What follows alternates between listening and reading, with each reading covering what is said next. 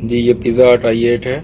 यहाँ पे आज 26 मार्च 2024 को ये कुछ एक वारदात हुई है, जिसमें ये दो कस्टमर बन के आते हैं लोग। एक काउंटर के ऊपर जो हमारा खड़ा है ऑर्डर टेकर, उसके साथ बातचीत करेगा ये मेन्यू उठाकर, और वो जो छोटा है वो उसको पता है कि हमारी GRO जो है उसका मोबाइल जो है वो पोडियम में पड़ा हुआ था।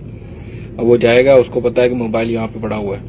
ये दूसरा बंदा हमारे जो ऑर्डर टेकर उसको बातों में लगाया हुआ है उसने, और वो अभी देखें उसने मोबाइल ये उठा लिया और ये उसने जेब में डाल दिया। अब ये कोई भी ऑर्डर नहीं देंगे, और जैसे ही वो इशारा करेगा इसको बड़े को आके हाँ जी मैंने उठा लिया, ये देखें।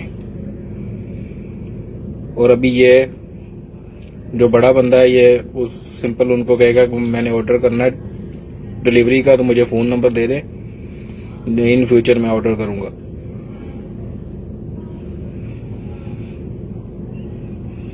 ये देखें अभी ये चले जाएंगे।